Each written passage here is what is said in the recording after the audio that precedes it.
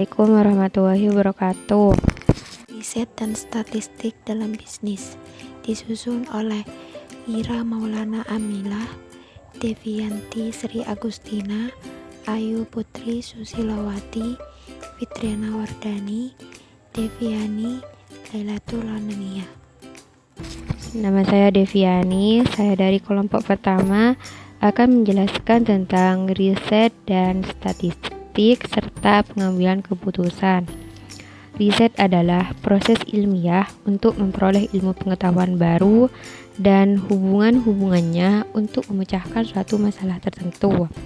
Sedangkan statistik ialah pengetahuan yang berhubungan dengan cara-cara pengumpulan fakta, pengolahan data serta analisisnya, penarikan kesimpulan serta pembuatan keputusan yang cukup beralasan berdasarkan fakta. Pengambilan keputusan. Pengambilan keputusan merupakan proses memilih prosedur tertentu dengan berbagai kemungkinan alternatif. 3. Metode ilmiah. Prosedur pengambilan keputusan dan pemecahan masalah prosedurnya sama dengan metode ilmiah, yaitu mencari data, mengorganisasi data, mencari hubungan-hubungan, analisa, dan keputusan.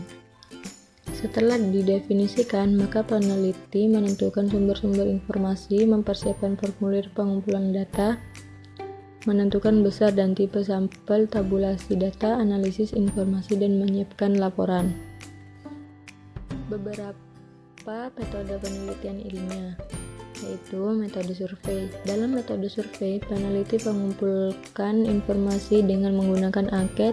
Metode ini lebih sering digunakan, terutama yang berhubungan dengan marketing.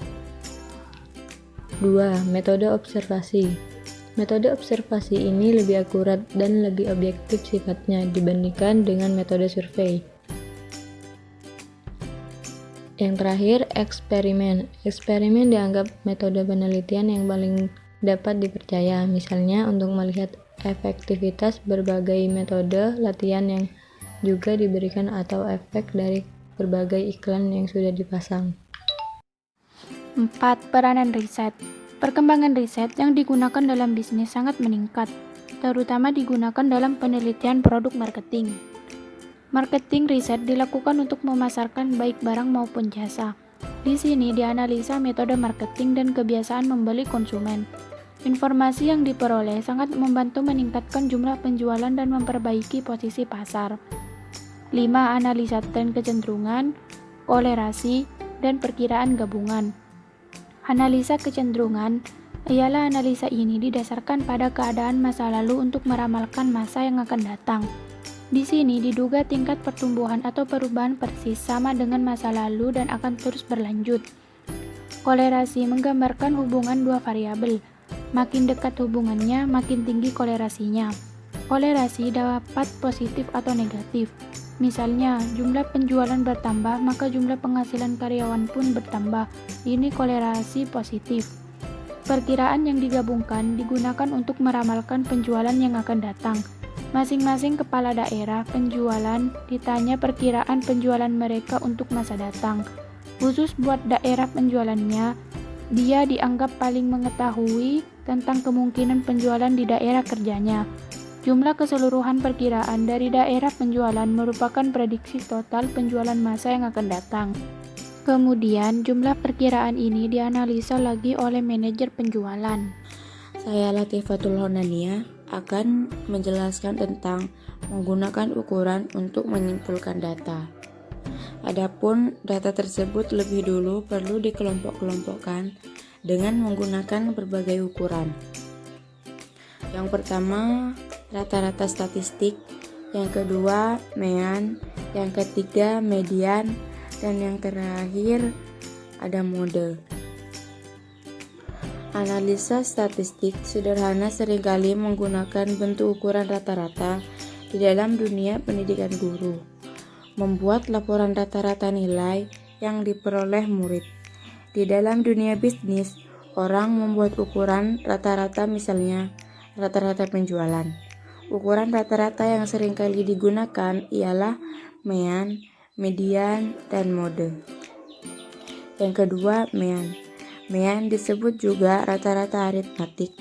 ini diperoleh dengan menjumlahkan semua angka, kemudian dibagi dengan menjumlahkan item. Umum sekali digunakan dalam dunia bisnis. Yang ketiga, median. Median ini dihitung dengan cara mengurutkan angka tiap-tiap item dari angka terbesar ke angka yang terkecil. Dan angka yang terletak di tengah dari kelompok itu disebut median. Yang keempat, mode. Mode dapat diketahui dengan melihat nilai yang mempunyai item terbanyak dalam satu kelompok. Misalnya, sekelompok buruh menerima upah yang besarnya tidak sama. Fitriana Wardani akan meneruskan penjelasan dari teman saya. Saya akan menjelaskan tentang penggunaan angka indeks. Di dalam penggunaan angka indeks, ada yang namanya perhitungan angka indeks, yang dapat diartikan sebagai salah satu angka ukuran yang seringkali digunakan dalam dunia bisnis. Sedangkan angka indeks itu berarti perubahan yang terjadi dalam kelompok yang dihubungkan dengan data yang ada pada waktu tertentu yang dipakai sebagai patokan. Angka indeks ini sering dipakai untuk mengukur berbagai gejala bisnis, seperti perubahan hasil pertanian, produksi tambang, produksi pabrik, lapangan kerja, permodalan, dan sebagainya. Berbicara soal angka indeks berarti kita harus membicarakan tentang tujuan pembuatannya, di mana tujuan pembuatan angka indeks itu adalah untuk mengetahui bagaimana perkembangan biaya hidup, produksi, dan sebagainya dari tahun ke tahun dengan berpedoman pada satu tahun dasar sebagai pegangan. 7. Penyajian data. Top manajemen pada umumnya tidak mau melihat angka data yang masih mentah dan memerlukan banyak waktu untuk memahaminya. Biasanya setelah data dikumpulkan, ditabulasi, dan diorganisasi, kemudian disajikan dalam bentuk yang menarik dan jelas. Penyajiannya dalam bentuk tabel, diagram peta, atau grafik. 1. Tabel. Tujuannya untuk memudahkan orang melihat dan mengamati suatu kumpulan data titik.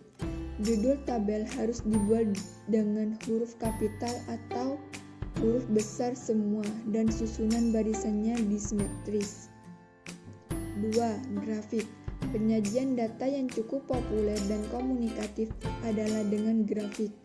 Ada dua macam grafik, yaitu grafik garis atau poligon dan grafik batang atau histogram. A. Grafik garis. Grafik garis yang digambarkan dalam bentuk garis horizontal ialah garis periode, waktu, dan garis vertikal. B. Grafik bar atau diagram. Grafik ini dapat ditarik secara vertikal ataupun secara horizontal. Gambar balok bisa diberi bayangan untuk menggambarkan data lain dan lebih memperindah gambar grafiknya dengan warna-warni yang serasi. 1. Diagram lingkaran. Bentuk ini sangat sederhana jika digambarkan dalam bentuk lingkaran. 2. Peta statistik. Untuk mengetahui luas pasaran atau banyaknya produksi pada tiap-tiap daerah di satu negara atau di satu provinsi, orang menggunakan peta statistik. 3. Grafik gambar. Agar lebih komunikatif, data disajikan dalam bentuk histogram.